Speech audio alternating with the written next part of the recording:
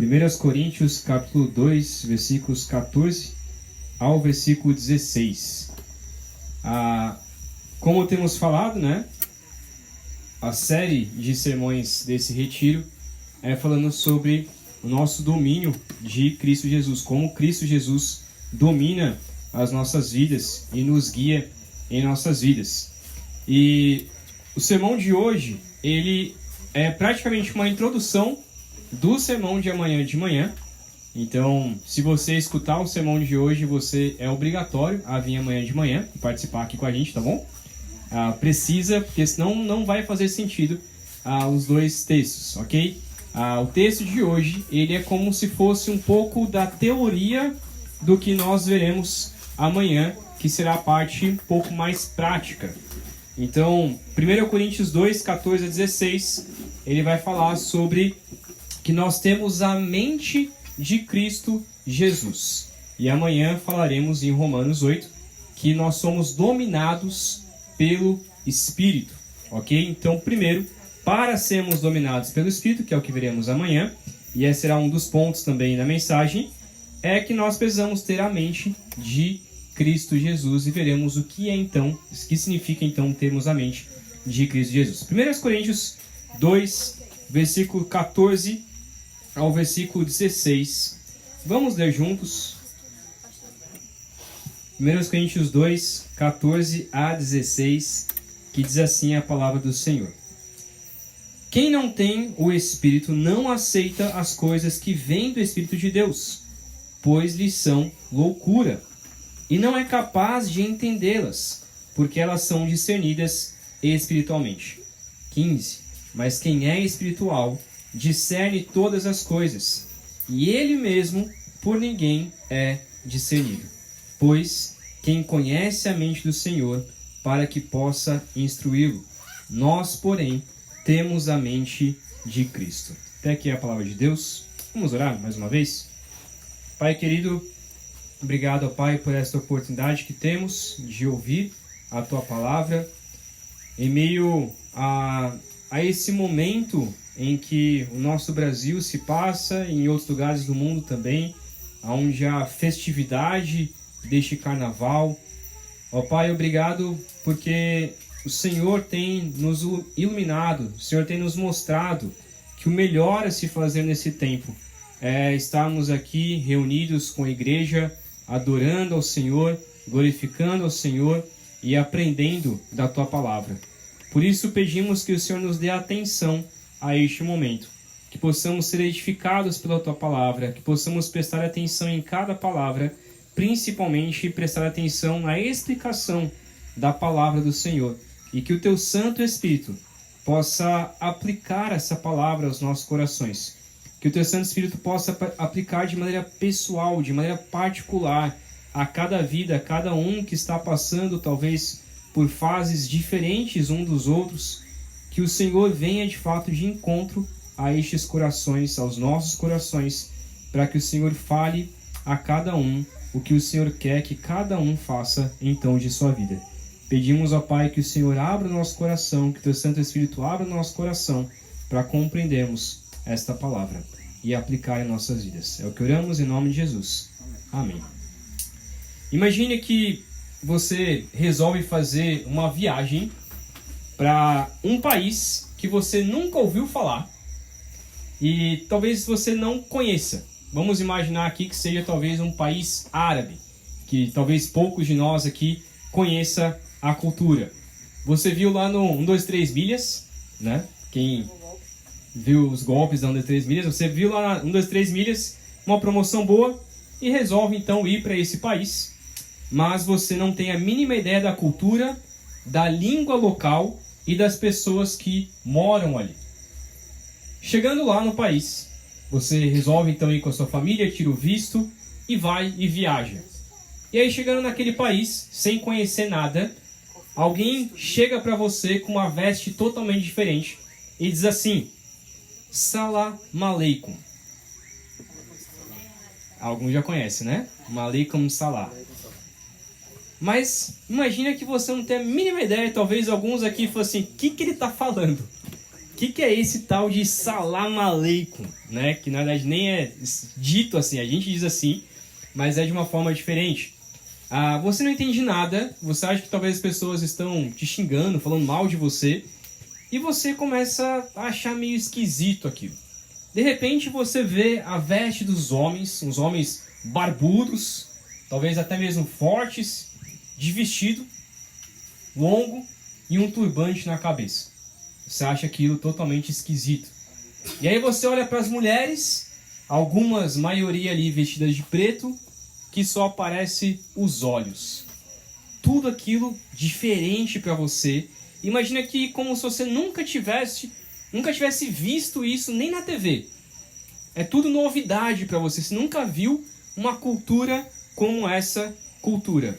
Obviamente você vai ficar assustado e achar estranho tudo aquilo. Talvez você pense, o que eu vim fazer aqui? O que eu vim fazer nesse país? Por que eu comprei uma passagem tão barata para ter uma experiência como essa? É claro que isso é só uma brincadeira, mas isso acontece muitas vezes com muitas pessoas que entram em nossa igreja. Talvez pessoas que nunca nem pisaram na igreja e de repente ela chega na igreja e alguém cumprimenta ela não com salam aleikum, mas com graça e paz ou paz do Senhor. Graça e paz? Que negócio é esse? Aí de repente as pessoas estão vestidas talvez mais formalmente. O que é isso? Lugar mais chique. E aí a pessoa começa a receber você com carinho. E aí de repente as pessoas estão sentadas, aí se levanta. E aí tem o momento da oração. Aí tem o momento da leitura da palavra. Aí de repente os irmãos começam a ler, revezando com aquele que está lendo ali no púlpito. E é que tudo ali diferente, tudo ali novo para alguma pessoa que talvez nunca pisou na igreja. E de repente tem um líder ali na frente, um pastor que é chamado de pastor. E aí tudo uma novidade para a pessoa. Eu não sei se você teve uma experiência como essa, né? Da igreja ser algo que você nunca imaginou ser algo novo, né? Como eu já disse, eu antes de ser crente eu era batista, então eu fui crescido nesse meio e para mim tudo isso é normal. Mas para alguns talvez seja algo novo. E talvez algumas pessoas que pisam na igreja não entendem muitas vezes o porquê nós fazemos o que fazemos. Não entendem o porquê nos reunimos todos os domingos para adorar a Deus. Não entendem o porquê adoramos um Deus que enviou o seu Filho Jesus Cristo para morrer na cruz por nós, que ressuscitou para pagar pelos nossos pecados. Como que funciona isso? Talvez para algumas pessoas não entendem também que depois que Jesus ressuscitou e foi assunto aos céus, né? Só essa palavra assunto já é diferente, né? Ele se elevou então aos céus.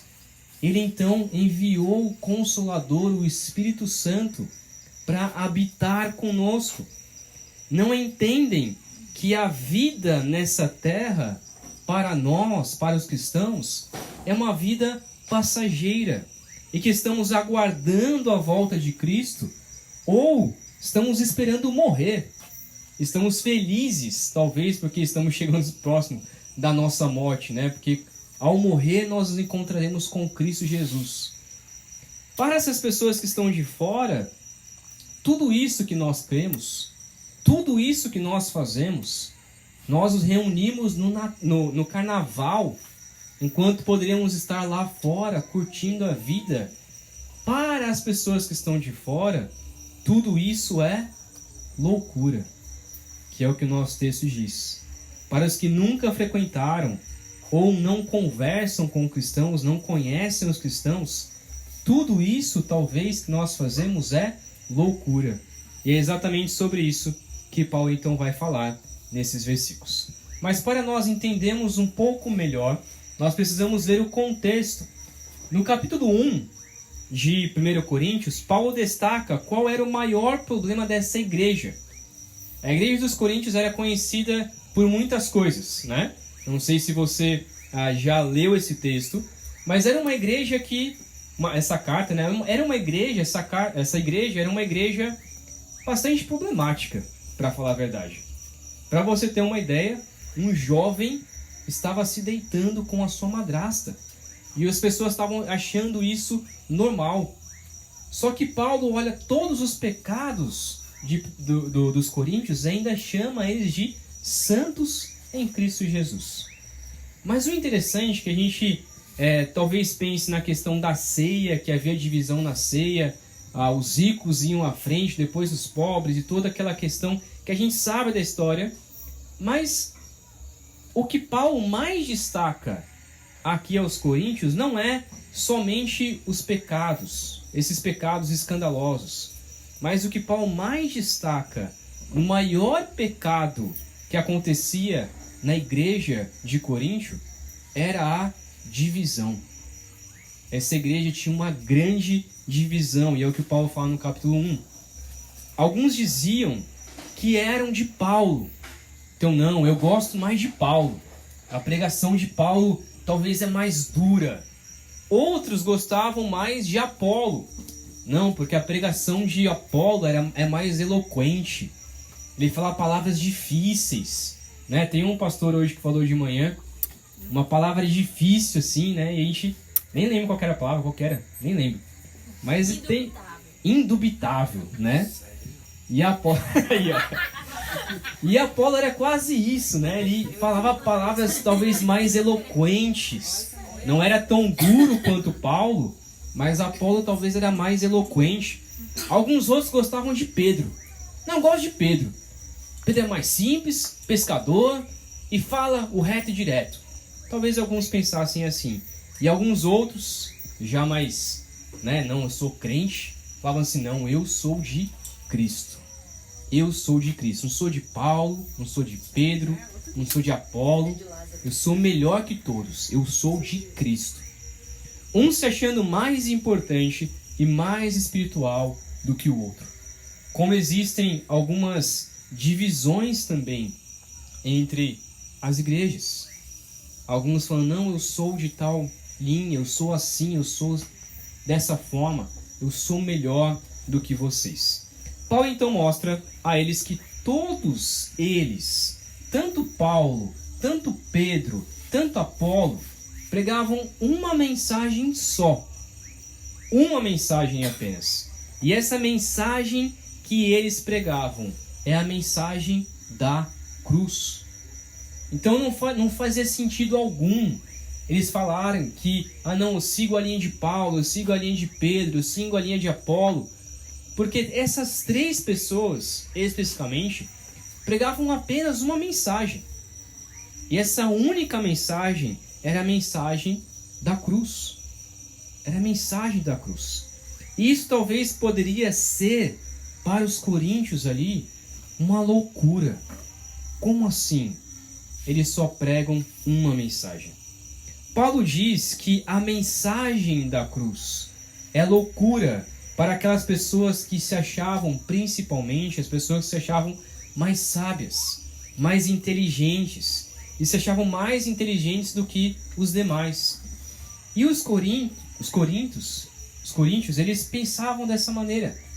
Eles tinham essa ideia, essa eloquência, de que eles eram a cidade mais sábia até mesmo do que Atenas. Então eles falavam, não, nós somos os mais sábios. E aí de repente chega uma pessoa como Pedro, uma pessoa como Paulo, mas principalmente Pedro, e começa a pregar uma mensagem da cruz. Uma mensagem simples, uma mensagem reta e direta, e para os sábios daquele mundo, isso era loucura. Ele diz então no verso 22 e 24 que os judeus pediam sinais miraculosos de Deus. Estavam aguardando sinais da vinda do Messias ainda. Estavam aguardando os sinais miraculosos de Deus acontecer em algum momento. Então Paulo diz, os judeus esperam isso. E os gregos procuram a sabedoria humana. Mas Paulo, Apolo e Pedro pregavam apenas uma coisa: Cristo Jesus crucificado. E Paulo então diz que ele até poderia discutir filosofia com os coríntios, porque ele tinha todo o respaldo, ele tinha todo o conhecimento, mas ele resolveu entrar no meio deles e pregar apenas uma coisa, e anunciar apenas uma mensagem. Porque antes de discutir uma teologia profunda, uma filosofia profunda, aqueles irmãos precisavam conhecer o básico, precisavam conhecer a mensagem da cruz. E essa mensagem era escândalo para os judeus e loucura para os gentios.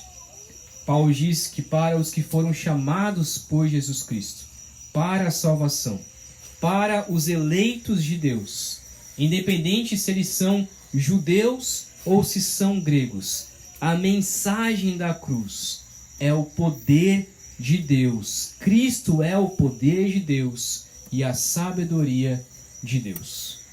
Então o que Paulo está dizendo é: olha, por mais que vocês fiquem discutindo filosofia, discutindo algo profundo humanamente, vocês precisam entender a base do Evangelho. Porque Cristo é o poder de Deus. Cristo é a sabedoria de Deus. Independente de quem você seja, judeu ou grego. A mensagem da cruz se torna ainda mais loucura quando percebemos que Deus escolheu as coisas fracas deste mundo para pregar o seu Evangelho. Deus poderia escolher os mais sábios, os poderosos. Deus poderia escolher os governantes deste mundo para anunciar o seu Evangelho. Talvez, humanamente falando, seria mais fácil de convencer as pessoas. É muito mais fácil Deus escolher um general, colocar ele no comando e falar: olha, a partir de agora, vocês precisam ser cristãos. Se vocês não forem cristãos, é morte. Como aconteceu isso bastante lá no século XIV, XIV.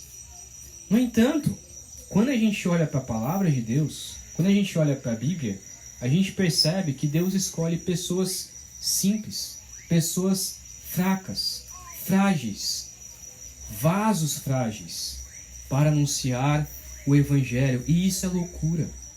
Deus escolhe pescadores, como Pedro, para não somente ser apóstolo de Cristo, mas também ser um dos 3 discípulos mais chegados de Jesus.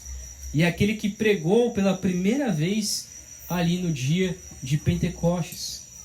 É loucura Deus confiar o seu Evangelho a homens tão simples como Pedro e todos os outros 12 discípulos, e depois os 70, e depois os 500. É loucura Deus confiar o seu Evangelho a mim e a você. Quem somos nós? Pessoas fracas e sem autoridade alguma. No capítulo 2, então, Paulo mostra que mesmo que ele tenha muita sabedoria, como eu já disse, ele escolhe apenas pregar Cristo.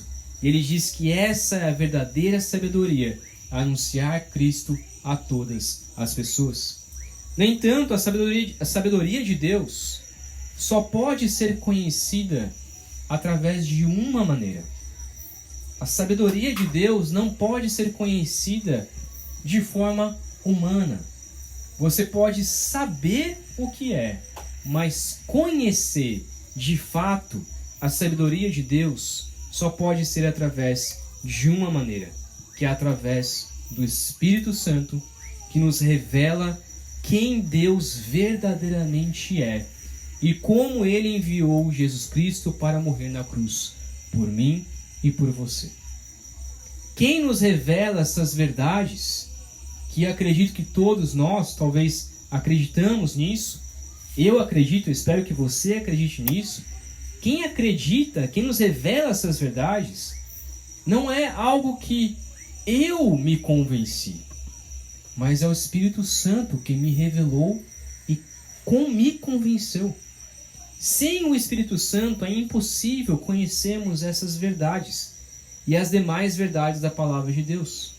Tem muitas pessoas que conhecem a palavra, mas não são transformados por ela, porque não têm o Espírito Santo. Eu já escutei de muitas mães assim: não, meu filho, ele não está na igreja, mas ele é cristão, porque ele conhece a palavra. Mas conhecer não é suficiente. Por isso ele diz em 1 Coríntios 2, versículos 12 e 13, quero ler aqui, diz assim: Nós, porém, não recebemos o Espírito do mundo, mas o Espírito procedente de Deus, para que entendamos as coisas que Deus nos tem dado gratuitamente. Delas também falamos, não com palavras ensinadas pela sabedoria humana, mas com palavras ensinadas pelo Espírito, interpretando verdades espirituais para os que são espirituais. Por isso, para entrarmos então nesse texto, quero resumir então esse texto que diz que compreender profundamente a palavra de Deus e a salvação só é possível através da revelação divina. Compreender profundamente a palavra de Deus e a salvação só é possível através da revelação divina. Versículo 14, ele fala então sobre o homem sem espírito. O homem sem o espírito. Ele diz no versículo 14, vamos ler novamente. Quem não tem o espírito não aceita as coisas que vêm do espírito, pois são loucura e não é capaz de entendê-las, porque elas são discernidas espiritualmente. Lá na igreja em Cocal, no novo local onde nós estamos, não sei se a maioria dos irmãos sei que já nos visitou nesse novo local, né? Senão você vai ter oportunidade futuramente de ir lá. Mas eu acho engraçado, porque a igreja ela fica bem numa esquina, né? E de repente, né? Enquanto a gente está pregando, enquanto a gente está louvando, enquanto a gente está ali adorando ao Senhor, de repente as pessoas passam bem na esquina, né? E dá para ver tudo. A pessoa passando. Eu acho curioso, principalmente quando eu estou pregando, que até me dá uma distração às vezes, que a pessoa passa e repara assim, né? Até se assusta, né? Porque a gente estava fechado durante muito tempo, e aí de repente está aberto, é uma igreja, e a pessoa passa curiando, né? Olhando e tal, que esse negócio? E aí começa a olhar, aí passa na outra esquina, aí eu fico só imaginando o que está passando na mente daquela pessoa. É engraçado perceber isso, né? Nossa, tem uma igreja aqui. Nossa, esse povo está adorando a Deus. Como eu disse na introdução, né? O que esse povo está fazendo no domingo à noite? Adorando ao Senhor. Talvez para muitos que passam ali, talvez se escandalizam com o que é pregado. E na igreja ali em Cocal também, a gente tem muitos vizinhos ao redor. Tem uma vizinha especificamente ali na esquina, que pega a sua cadeirinha, senta lá, e a gente sabe que ela está escutando. E a gente vai pregando, a gente vai anunciando o evangelho ali daquela maneira. E eu fico imaginando o que deve passar então pela sua mente ao escutar aquilo que é pregado contra o pecado, pregando sobre a graça de Deus, sobre a graça salvadora de Deus. E eu fico imaginando então o que passa na cabeça então das pessoas. Muitos até ouvem o evangelho, talvez frequentam a igreja por um tempo, mas logo vão embora. Por quê? Porque não aceitam as coisas que vêm do Espírito de Deus e considera aquilo que é pregado como loucura. Pregar sobre pecado, pregar que eu preciso me arrepender, pregar que eu preciso lutar contra o meu pecado, não, isso aí é loucura. É impossível viver uma vida como essa. E não é de se admirar que muitos irmãos cheguem na igreja e a gente fica todo animado, né? Poxa, mais uma pessoa nova. E a gente vai lá e cumprimenta e fica feliz que a pessoa está ali. Mas aí vai passando o tempo, talvez 1 mês, 2 meses, e a pessoa já sai da igreja. E a gente fica desanimado com isso. Poxa, aquele irmão já está fora. Ou então alguns irmãos, eles vão para a igreja, alguns irmãos não, né? Algumas pessoas que visitam, eles vão para a igreja, e aí talvez por algum problema na família, talvez com algum problema em casa, financeiro ou algo parecido, e vão para a igreja tentando encontrar uma resolução para a sua vida, e muitas vezes as coisas são resolvidas, né? A pessoa consegue melhorar a sua vida financeiramente, talvez no seu lar, e aí o pastor dá alguns conselhos, e aquela pessoa escuta os conselhos e muda, e o casamento é resolvido, as finanças são resolvidas, mas aí quando é resolvida a pessoa então, tá bom, já está resolvido, agora eu vou embora. Porque a pessoa não aceita de fato o evangelho. Por isso que em 1 Coríntios 3, no próximo capítulo, versículo 1 ao 4, ele diz assim: Irmãos, não lhes pude falar como a espirituais, mas como a carnais, como as crianças em Cristo. Dê-lhes leite e não alimento sólido, pois vocês não estavam em condições de recebê-lo. De fato, vocês ainda não estão em condições, porque ainda são carnais. Porque visto que há inveja e divisão entre vocês, não estão sendo carnais e agindo como mundanos? Pois quando alguém diz, eu sou de Paulo, e outro, eu sou de Apolo, não estão sendo mundanos?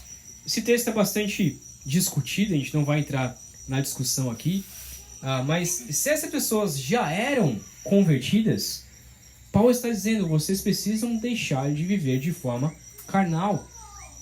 Se essas pessoas não são convertidas, então precisam se arrepender de seus pecados, para poder compreender as verdades do Evangelho, o alimento sólido. Essas pessoas eram homens carnais que não viviam em prol do Evangelho, mas somente para os seus próprios prazeres. E há muitos irmãos que estão na igreja, mas que ainda são carnais, que ainda vivem longe do Evangelho, que ainda vivem como se não compreendessem ainda a Escritura completamente. Se são cristãos ou não são cristãos, talvez não cabe a nós dizer, mas os frutos não parecem. Como Paulo diz, isso não é coisa de mundano, vocês estão agindo como se vocês não fossem cristãos. Isso é, se vocês forem de fato cristãos. O carnal, ele é regido pelo pensamento e na vida por um coração mundano. Judas 1, versículo 19, ou Judas 19, né, porque é só um capítulo, descreve o homem carnal quando ele diz que estes são os que causam divisão entre vocês, os quais seguem a tendência da própria alma e não têm o Espírito. Então as pessoas carnais não têm o Espírito de Deus, estão dentro da igreja, mas só para causar divisão dentro da igreja. As pessoas podem até estar ali na igreja, mas elas precisam, na verdade, de um novo nascimento, do lavar regenerador e renovador do Espírito Santo, como diz lá em Tito 3, versículo 5.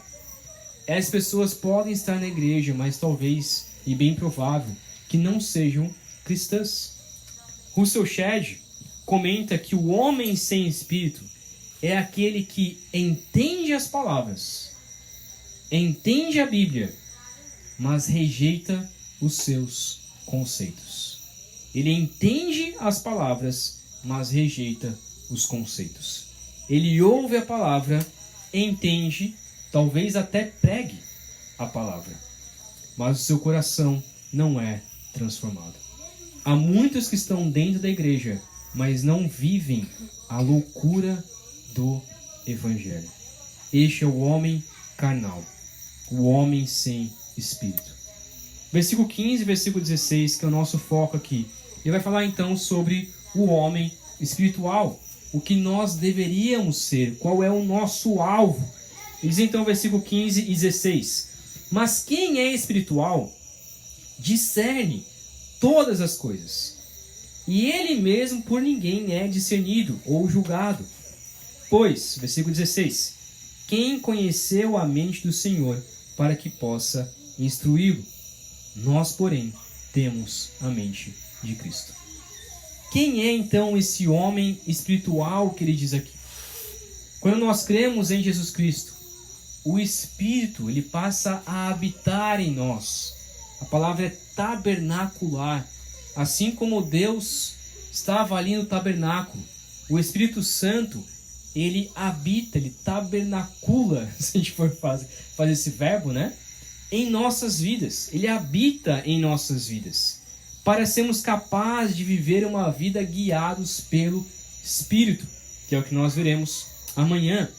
O cristão recebe os ensinamentos do Espírito, que é a própria palavra de Deus, e com isso ele vai crescendo e amadurecendo. Talvez assim que você foi recém-convertido, ou então se desviou por um tempo, mas voltou para Cristo, talvez ali talvez 5, 6 meses ou até mesmo 1 ano, você estava ali afiado, todo dia lendo a palavra. E alguns dizem assim: como eu gostaria de voltar para o primeiro amor. Como eu gostaria de voltar para aquela época em que eu tinha acabado de ser convertido por Deus. Eu estava ali com fogo no coração. Irmãos, a gente não tem que voltar para este primeiro amor. A gente tem que voltar para o princípio do amor. A gente tem que amadurecer cada vez mais. Alguns até pensam assim: como era bom a época da inocência. A época que eu não entendia muita coisa da palavra e eu não sabia o que era pecado. E aí eu pecava sem nem saber, e aí não precisava pedir perdão para Deus. Agora que eu tenho a consciência, agora que eu estou conhecendo mais a palavra, está sendo mais difícil, né?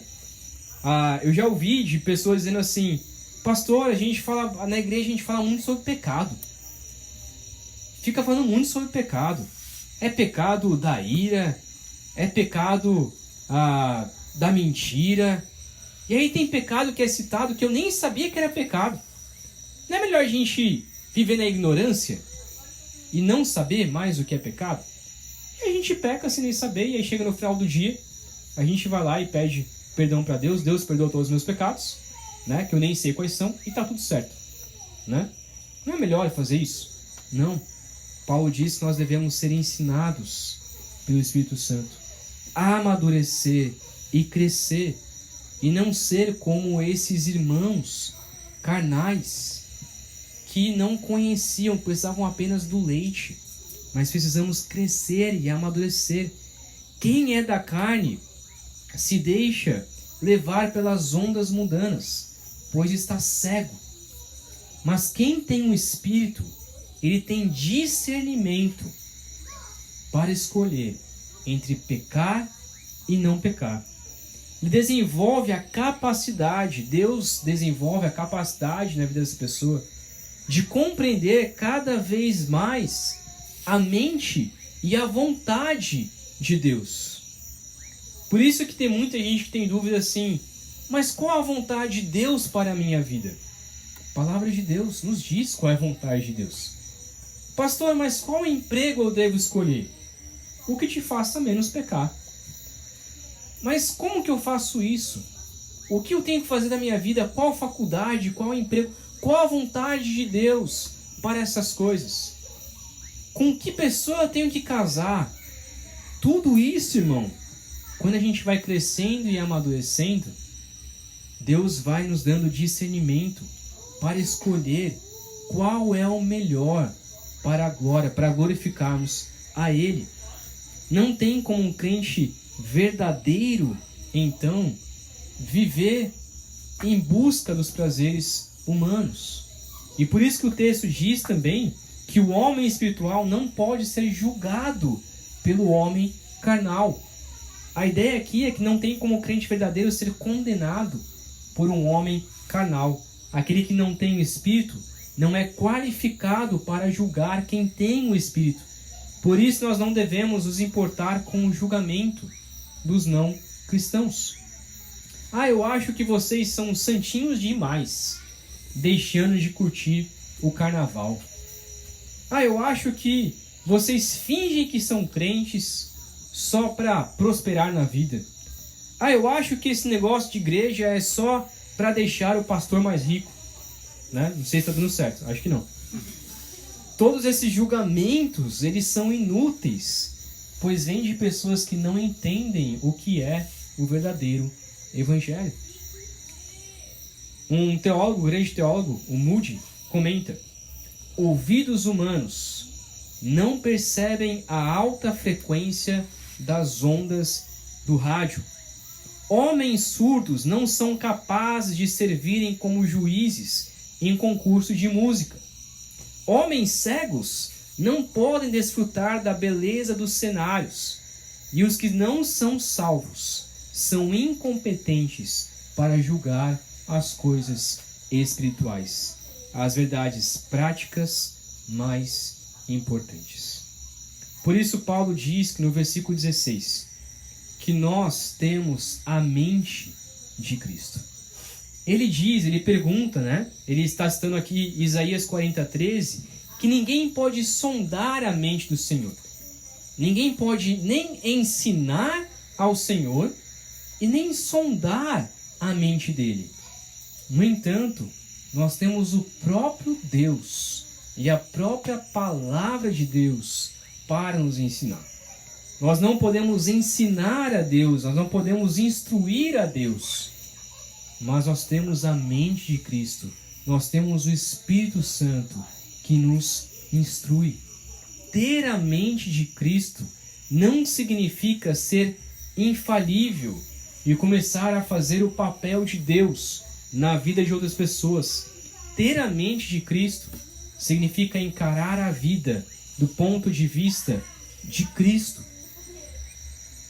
Então devemos levar em consideração os valores de Cristo e os desejos de Cristo Jesus. Significa ter os pensamentos de Deus e não os pensamentos do mundo. Então, como eu posso conhecer a vontade de Deus na minha vida? É só pensar o que Cristo faria, o que Cristo pensaria, o que Cristo desejaria, o que Ele faria em meu lugar, como Ele faria essa situação, ou o que Ele deseja que eu faça, o que Ele espera que eu faça, o que Cristo falaria para mim para que eu pudesse fazer. Tudo em minha vida eu tenho que pensar dessa maneira.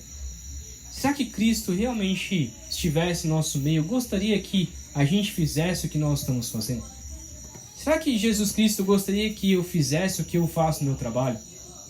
O que eu faço com a minha família? O que eu faço com a minha esposa? O que eu faço com os meus filhos? O que eu faço quando ninguém está vendo?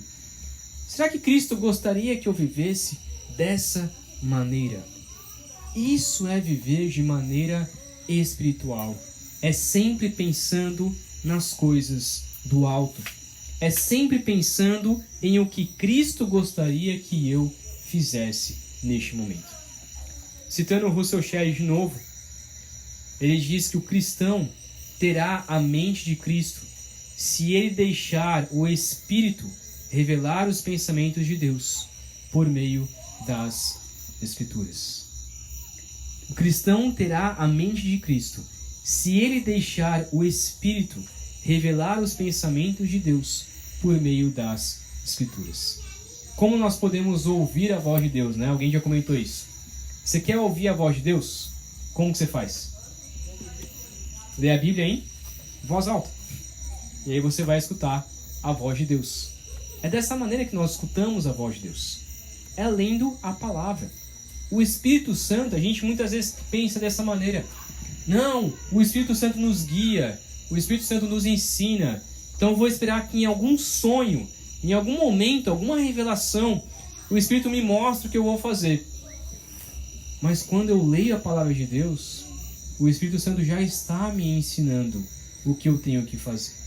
E não é lendo a palavra de Deus, deixa eu ver o que o Espírito Santo vai me falar, e aí eu abro a Bíblia em qualquer momento, aponto o meu dedo, e aí vem aqui aquela frase, muitas vezes fora do contexto. Não, é isso aqui que o Espírito Santo quer que eu faça. Não é dessa maneira. É lendo diariamente a palavra de Deus. Ele vai me ensinando para que eu possa compreender a mente do Senhor. Para que eu possa compreender o que Deus quer da minha vida. Para que eu possa ter a mente de Cristo. Para concluir então, como eu disse, amanhã nós falaremos de forma mais prática sobre esses pontos, mas concluindo, compreender profundamente a palavra de Deus. E a salvação só é possível através da revelação divina. Nós só podemos entender o que é o verdadeiro Evangelho se nós pedimos ao Espírito Santo para termos a mente de Cristo.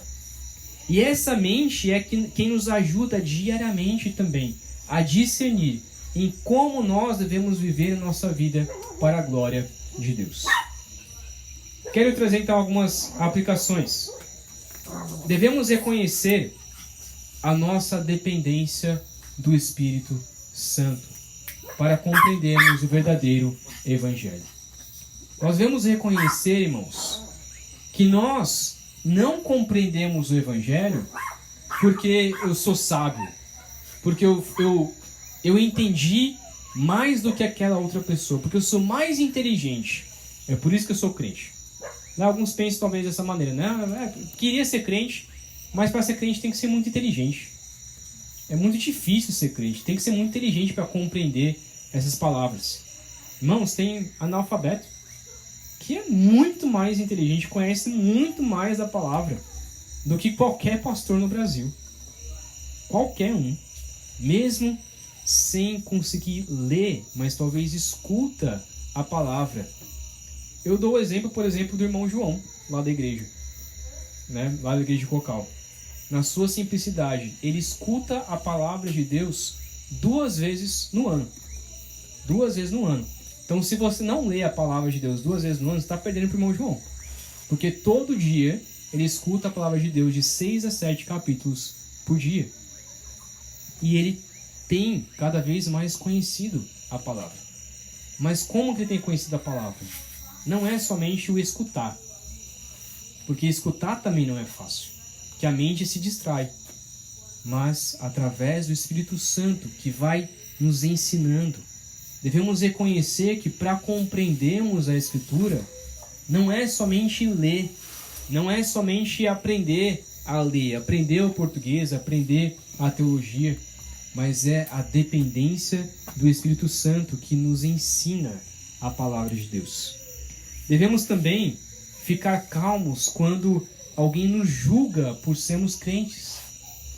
Eles não fazem, entre aspas, por mal aqui, né, a pessoa. Talvez sim. Mas a maioria faz porque estão cegos.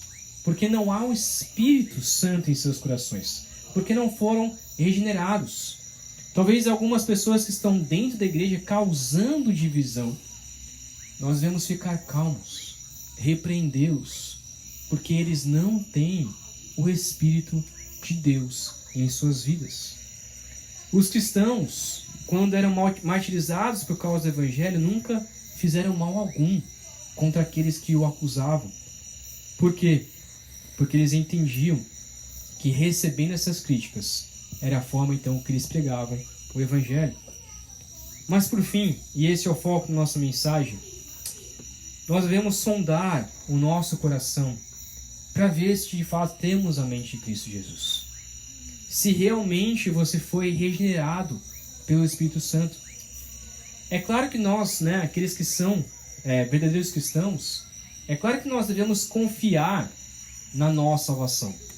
Devemos ter a esperança, como nós falamos hoje de manhã, né, como foi pregado hoje de manhã, devemos ter a esperança, uma esperança certeira de que Deus vai nos salvar através do sangue de Cristo Jesus e através da regeneração do Espírito. Nós devemos ter essa certeza. No entanto, não há nada de errado nós duvidarmos se somos cristãos todos os dias. Tem um famoso pregador, que é o George Whitefield, e ele dizia que todos os dias, ele orava a Deus, duvidoso: Deus, será que eu sou salvo mesmo? Se eu não sou salvo ainda, então perdoe os meus pecados e me salve. E ele falou que todas as vezes que ele orava dessa maneira, muitas vezes orava assim, logo o Espírito Santo confirmava em seu coração: pode ficar tranquilo, você já está salvo. Muitas vezes, irmãos, nós temos essa dúvida. Talvez algum pecado que a gente comete, um pecado tão grave, talvez uma ira, talvez até mesmo uma traição. E às vezes a gente fica duvidando: será que eu sou salvo mesmo? Será que eu realmente entreguei a minha vida a Cristo Jesus? Será que Deus realmente me salvou? Será que o Espírito Santo realmente habita em mim? E não há nada de errado em duvidarmos disso. E é exatamente isso que Paulo queria que os coríntios duvidassem. Olha, sondem o coração de vocês, porque vocês estão agindo como carnais. Vocês não estão agindo como espirituais. Vocês estão agindo como pessoas do mundo. E a gente tem que começar a pensar: será que eu sou cristão? Será que eu não estou na igreja enganado? Será que eu não estou no evangelho enganado, achando que sou crente, mas na verdade não sou? Será que eu tenho a mente de Cristo Jesus? faça essa oração. Se você ainda vive como carnal, talvez pecados escondidos, que talvez ninguém saiba, nem mesmo sua esposa, nem mesmo seu marido sabe, toma cuidado com isso. Toma cuidado com esses pecados. Peça perdão ao Senhor, se arrependa dos seus pecados e peça para que o Espírito Santo mude o seu coração. Pode ser que você nunca tenha sido transformado pelo Espírito Santo, porque aquele que é transformado, aquele cristão verdadeiro, ele tem a mente de Cristo Jesus. Em todo o tempo ele pensa: o que Jesus faria em meu lugar? Amém? Vamos orar. Pai querido, obrigado, meu Deus, porque o Senhor transforma a cada dia o nosso caráter, a nossa vida. Ó Deus, queremos pedir que o Senhor nos ajude de maneira particular a entendermos se somos salvos ou não. Ó Deus, muitas vezes duvidamos disso. Muitas vezes duvidamos se somos salvos ou não. E essa dúvida é normal. Mas sabemos, ó Pai, que o Teu Santo Espírito confirma em nosso coração se somos salvos ou não. Ó Pai, eu te peço por irmãos que talvez estejam duvidosos neste momento, que talvez estão se perguntando se são salvos ou não, se aquele dia em que entregaram as suas vidas realmente valeu, se talvez o batismo em que foram batizados realmente valeu. Ó Pai, eu te peço que o Senhor trabalhe em seus corações, para que eles possam compreender a verdade profunda do seu Evangelho. E, ó Deus, também te pedimos que o Senhor nos ensine a não vivermos mais como crianças, a não vivermos mais dependente do leite espiritual, dependente da base do Evangelho. Nos ajude, ó Pai, como igreja, e de maneira particular, a nos aprofundarmos no Evangelho, a conhecermos as profundezas da sabedoria, da riqueza da sabedoria de Deus. Ó Pai, nos ajude a vivermos uma vida não como achando que somos inocentes, não conhecendo os verdadeiros pecados. Ó Pai, nos ajude a sondarmos nosso coração, a conhecermos a Tua Palavra, a lutarmos contra os nossos pecados mais escondidos para glorificarmos a Ti. Nos ajude a termos a mente de Cristo Jesus. É o que oramos, em nome de Cristo e capacitados pelo Teu Santo Espírito. Amém. Amém.